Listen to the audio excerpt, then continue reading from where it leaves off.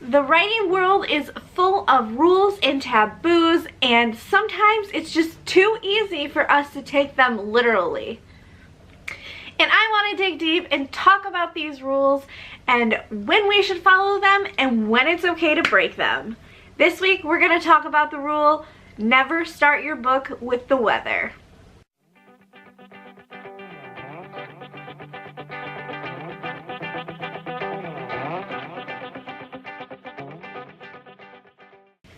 It was a dark and stormy night.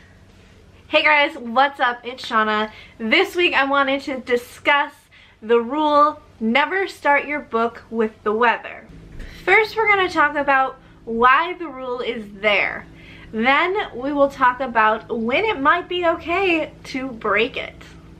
Why is this a rule? This is a rule because weather is boring.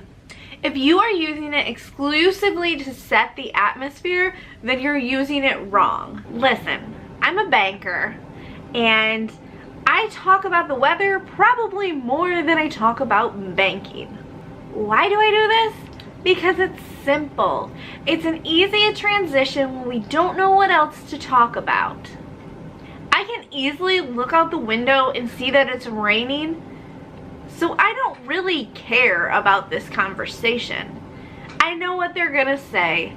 The weather sucks, or the weather's beautiful. I don't need this conversation. It's just filler. Now, if that same person comes in and tells me that a tornado ripped up the Barnes & Noble across the street, then that's gonna affect me. I'm gonna freak out. My life is now in danger. Now I care about the weather because it has put a conflict in my life. Can you see the difference? One is a mild inconvenience.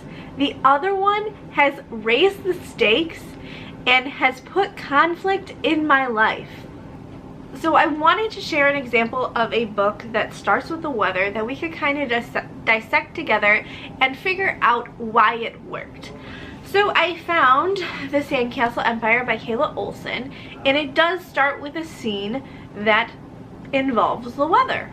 So I'm just going to read this and we can discuss what worked in this section.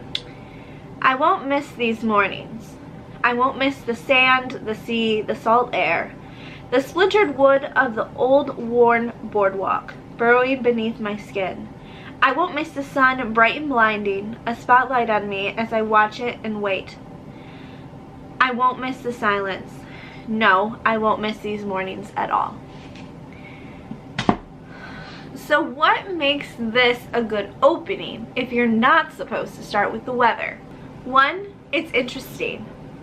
It makes you ask questions. You want to know why the character hates mornings so much. You want to know why they dislike this place that most of us would look at as a paradise with the sun and the sand and the beach. Like, you want to know why they hate it so much. The second thing I want to point out is it's told in the character's voice. We're not just learning about the weather.